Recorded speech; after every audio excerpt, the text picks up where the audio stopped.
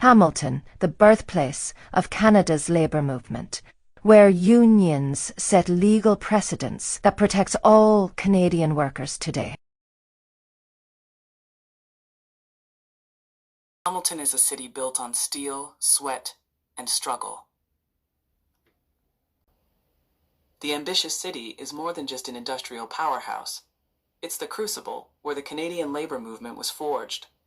The evolution of unions here didn't just change Hamilton, it set the legal and social precedents that protect every Canadian worker today.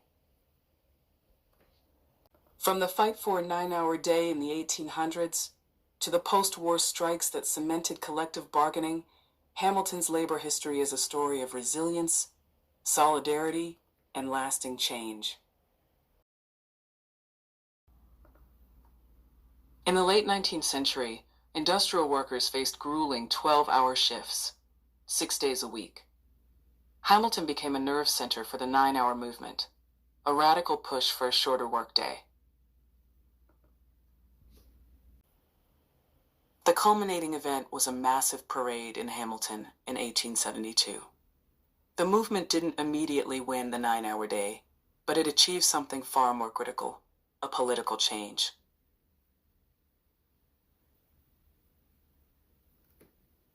The 1872 9-hour movement held labor demonstrations for a shorter workday and played a key role in legalizing trade unions in Canada. The public pressure from the Hamilton movement forced Prime Minister John A. Macdonald to introduce the Trade Union Act in 1873. This act was groundbreaking. It legalized unions and decriminalized membership. It was the first time Canadian law recognized the right of workers to organize.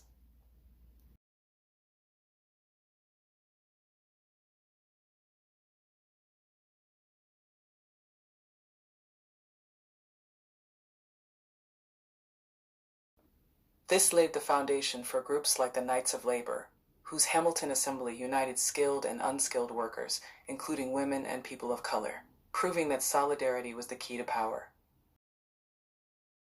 The 1946 Stelco Strike, a watershed moment. Fast forward to 1946. Post-war Canada was industrializing rapidly, but workers still lacked basic rights, like union recognition and a standard 40-hour week. Hamilton became ground zero for a pivotal showdown. On the second night of the strike, Stelco started the violence when 300 scabs armed with axe handles and bricks attacked picketers. 12,000 workers at the Steel Company of Canada, Stelco, walked off the job. This 80-day strike wasn't just about higher wages. It was a battle for the right to bargain collectively. The 1946 strike was a turning point for all of Canada. The community support was incredible. Women ran kitchens to feed thousands of strikers, and the city's mayor, Sam Lawrence, a former laborer himself, refused to use the police to break the picket lines. We supported the striking steel workers of Stelco and provided Friday night spaghetti dinners. The workers won! The success of the 1946 strike forced employers nationwide to accept the legitimacy of unions and collective bargaining, cementing modern labor relations in Canada. The lasting legacy and precedent.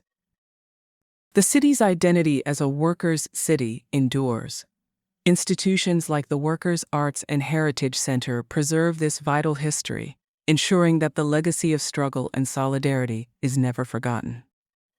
This city's precedents protect and empower Canadian workers, showing the strength of collective action. Hamilton's history is proof that when workers organize and stand together, they have the power to shape laws, economies, and the future of the nation itself. Hamilton's history is proof that when workers stand together, they have the power to shape laws and the future of the nation itself. The evolution of unions in Hamilton is a powerful reminder that rights are not given, they are won. The precedents set in this ambitious city continue to protect and empower working people across Canada, proving the enduring power of collective action.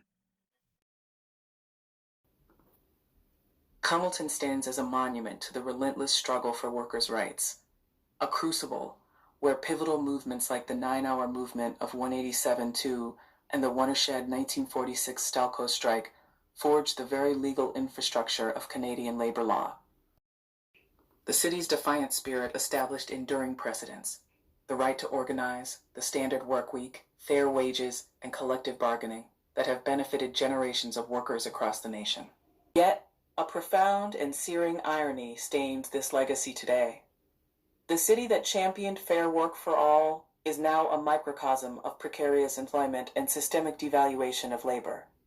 The hard-won victories secured by Hamilton's labor pioneers are being systematically undermined. A significant portion of the modern workforce grapples with pervasive underemployment and the deliberate erosion of the employee-employer social contract. Many employers exploit loopholes by exclusively hiring part-time staff, stripping workers of essential benefits, job security, and the dignity of a living wage. This modern reality stands in stark, cynical contrast to the conviction and solidarity that defined Hamilton's historic fight for a better future.